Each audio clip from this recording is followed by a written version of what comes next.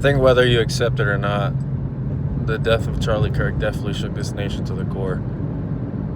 For too many years now,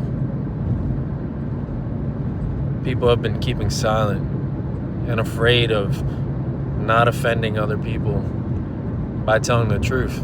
They've been too scared to tell the truth that they'd rather live in people's lies.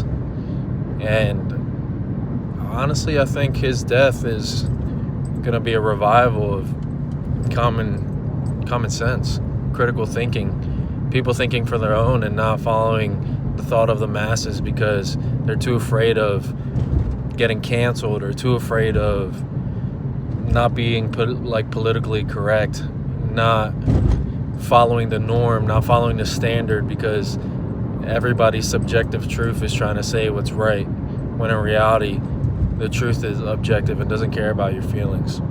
So I pray for a revival. I pray for a revival of young men who can lead, who can think for themselves, who can discuss like our forefathers of this nation that sat down and actually debated and spoke about what was right for this country.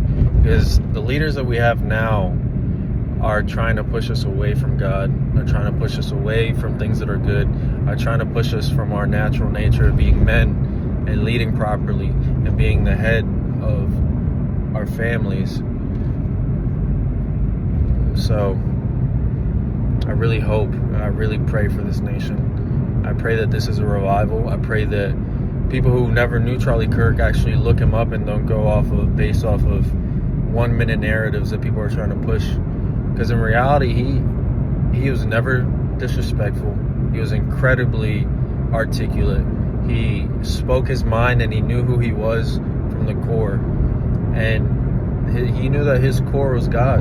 He knew that his foundation was God. And he was never shook. He was never afraid. He died a martyr for Christ.